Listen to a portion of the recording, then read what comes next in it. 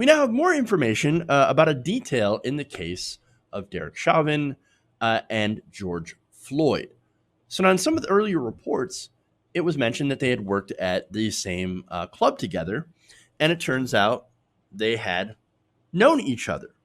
Uh, Apparently, they knew each other, according to people that had worked there, and had not so good of a relationship. So now, the 46-year-old Floyd and fired Minneapolis police officer Derek Chauvin had worked security at the same nightclub, and according to a former co-worker talking to CBS News, the two had bumped heads before. Now, you're not going to be surprised at the next part, right? Given how Chauvin had a history of excessive force complaints against mainly African Americans. His former colleague, David Pinney, told CBS News the problem was that the problem, quote, has a lot to do with Derek being extremely aggressive within the club with some of the patrons, which is an issue. Can you guess which patrons? Well, according to Maya Santa Maria, who owns the El Nuevo Rodeo nightclub or rodeo, that was, by the way, the club was destroyed during the protests. Bit of irony, but now they said they told CBS News that Chauvin stayed outside in his quad car during off-duty security shifts for 17 years while Floyd worked inside. But she said the former officer appeared to have a problem with the club's black patrons. Quote, I think he was afraid and intimidated.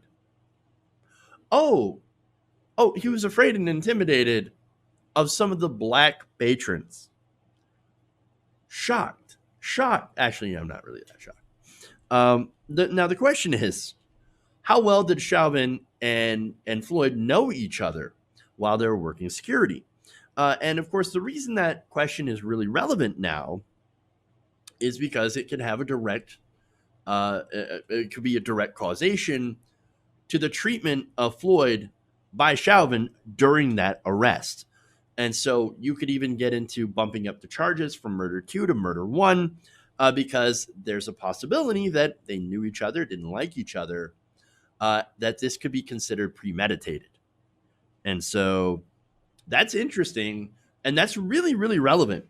So now, according to Pinney, quote, he knew him, I would say, pretty well. So, history of having issues with black clients, black coworkers, using excessive force as a police officer. Appears to be a bit of a pattern here for Derek Chauvin. Look, this is only, I think, the scratching the surface. I wonder what they're going to find in his social media, Chauvin's social media.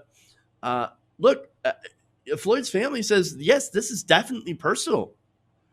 We think that this is personal, that he was killed for personal reasons because Chauvin did not like him, or perhaps Floyd knew something. I don't know. There's some speculation going on about that, about what could have led Chauvin to do this.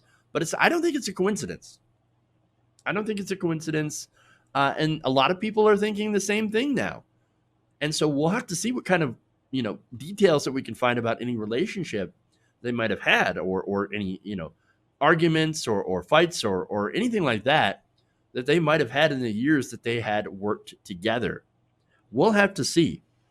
But this is a very interesting development. Again, could be incredibly relevant to the case.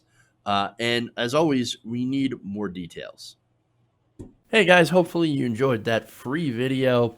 Now I'm going to have to ask you a favor. Between the demonetization and the YouTube algorithm messing around with view counts, etc., we're having a hard time adjusting to the new YouTube reality, which is where you guys come in. See, we have a patreon.com/TYTNation set up to help us rely on you guys, the viewers, instead of big corporate ads. Look, you know the show. You know I'm not in favor of big corporations anyway. So help us transition away from relying on the ad model to pay the bills and sign up to be a patron, patreon.com/TYTNation. That goes a long way to help us keep the lights on. And you guys will know that you're supporting independent progressive media.